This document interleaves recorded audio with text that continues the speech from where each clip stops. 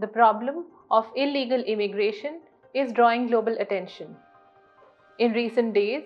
the Trump administration has put India in a precarious position by asking it to help identify and deport illegals back to the country. The fact that India appreciates the concerns being raised over presence of illegal entrants into the US and is willing to cooperate in bringing back their citizens who went there using illegal routes and documents is demonstrative of the thinking within the Indian administration that the global menace of illegal border crossing by land, air, or sea can be a threat to national security, which is why India seems to have taken a leaf out of the stringent immigration laws by drafting its own immigration bill, which is now being seen as the most stringent legislation being brought in the country so far. The reason being that the Immigration and Foreigners Bill 2025 has kept a national security first approach, which gives the central government powers to regulate entry and exit of foreigners, including regulations for visas, passports, and other travel documents. The law can even deny entry, citing national security concerns.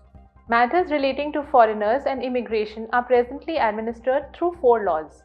That is the Passport Entry into India Act 1920, the Registration of Foreigners Act 1939,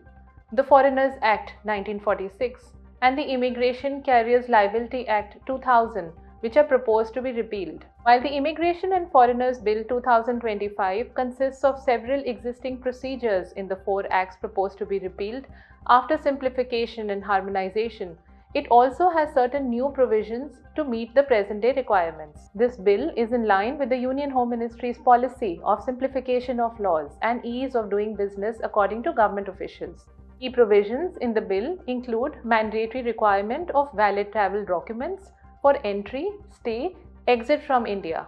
powers for deportation of illegal foreigners from India, mandatory reporting of information about foreigners by hotels, universities, educational institutions, hospitals, nursing homes, and so on. According to government officials, this would enable tracking of overstaying foreigners as per international practices.